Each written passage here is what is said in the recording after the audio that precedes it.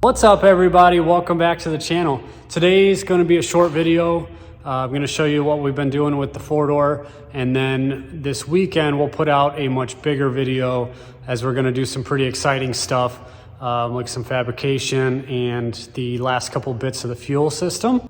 But for now, I just wanted to give you a little update on where we're at. Also, let me know in the comments what you'd like to see in the next couple of videos, like the story of Gary's GTR, story of Tyler's R32, or we can go over to GR Auto Gallery and I could show you my Cobra. All of the PRP parts are just gorgeous, all the billet aluminum.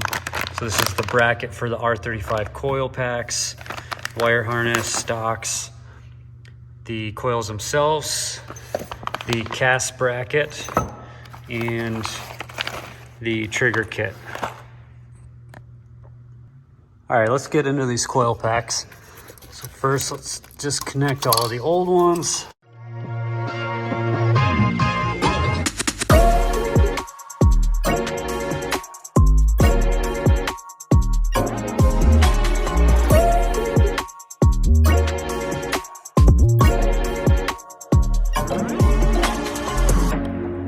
The new PRP coil bracket is in, and that looks really good. Way better than the stock setup. So I'll have to get the coils in, and then we'll start on the trigger kit. The coil packs are in, and all that's left now is to connect the new harness.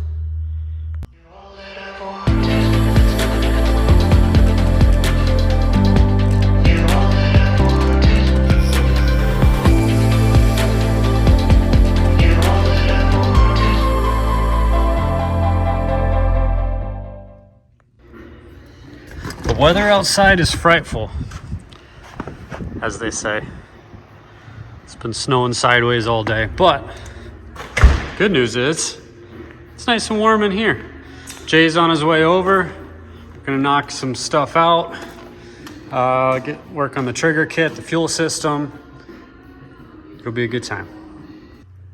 These are the injectors we're gonna run in it, and these are top feed. These cars normally come with side feed injectors, so we're converting it to top feed. These are 850s, and they'll work really nicely. Another thing we did was add the PRP trigger kit to get rid of the terrible stock CAS, crank angle sensor. Those are known to fail, not super reliable, but PRP makes a couple different kits to make it more accurate. So this is the street trigger kit, and it looks really cool, but also it will be a good functional upgrade. So Jay finished that wiring for that. Looks really good. And then this weekend, we're gonna get the rest of this wiring wrapped up. Now that the trigger kit is in, we can go ahead and get all of that cleaned up. Also, we ran the AN lines to and from the fuel rail. Nice and tidy, shooting right underneath the intake manifold. And down here, we have the fuel filter, the fuel pressure regulator right behind it. And a lot of times people will mount the fuel pressure regulators up here, but this is pretty stealth. I like the way it turned out. Jay and I are both really happy about that.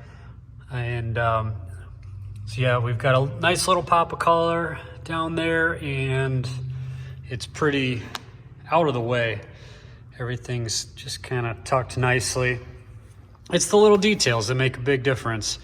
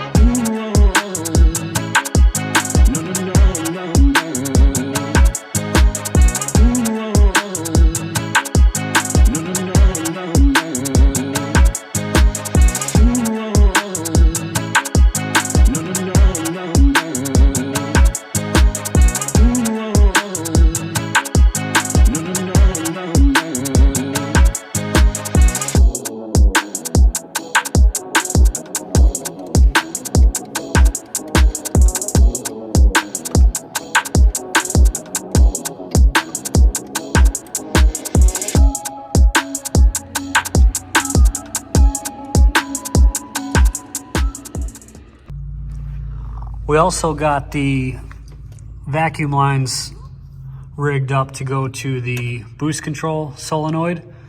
So I have that on the way, but we're gonna put that somewhere in this vicinity where where the stock one was, but running some nicer silicone lines. I've also started cleaning this up a little bit. This entire engine bay looked like that. It's pretty gross.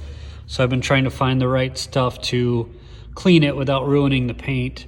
And so there's been some trial and error with that, but finally found something that'll work. So I'll continue doing that. And by this weekend, when we start working on the car some more, that'll all be cleaned up. We did quite a bit all in here and on the other side there as we were going, and it made a big difference. But I still have to get down in there, the frame rails, and finish up over here. I hope you enjoyed today's video. I know it was on the short side, but like I said, this weekend we're gonna put out a big one. We've got a lot of fun stuff happening, so I appreciate you tuning in. We'll see you in the next one.